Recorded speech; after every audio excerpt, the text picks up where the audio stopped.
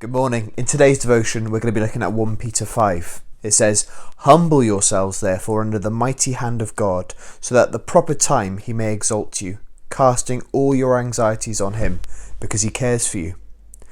Where do you go when everything goes wrong? Is there a place you go to? Is there someone you speak to? If you're really struggling, when you feel totally defeated, when your worries are getting the best of you, what do you turn to? Do you let it all out on your family as soon as you get in the house? Maybe there's a good friend that you turn to and you chat things through with them. Maybe you don't let anyone know how you're feeling. You've got that British stiff upper lip and all that. Keep it completely to yourself and hope it will blow over one day. The other thing we do is that we try and dull the pain.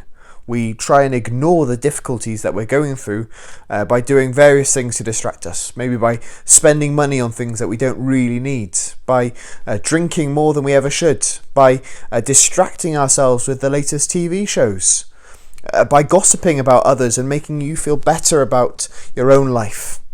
Whatever it is, we're all guilty of doing different things in order to cope and to forget about our worries. Well, it's good to know that the Bible addresses the fact that we will have times of worry and anxiety in our lives. It doesn't go down the same route as Bobby McFerrin once sang. He said, "Don't worry, be happy." It's far more helpful than that and far more detailed. Now, these verses tell us to humbly come.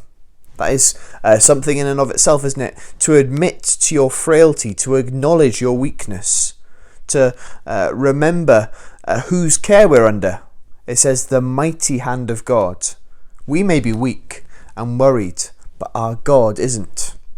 And Peter tells us to cast our anxieties onto him, to throw them onto him. The word that is used here is only used twice in the New Testament. The other time is when the disciples throw their coats onto the donkey's back to make a saddle for Jesus to sit on. And so you have this image of taking something off and giving someone else the burden. And this is what we need to do with our worries and our anxieties. We need to humble ourselves, admitting that we're not invincible, we're not powerful, we're not all wise, but there is a God who is. And you know what? He cares for you. That's what the Bible tells us.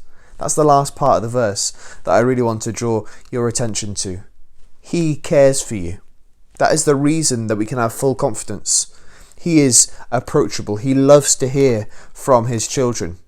So, in whatever you're dealing with, be comforted by the God of all grace who has called you to his eternal glory in Christ, it goes on to say. He himself will restore, confirm, strengthen, and establish you. That's good news for you today.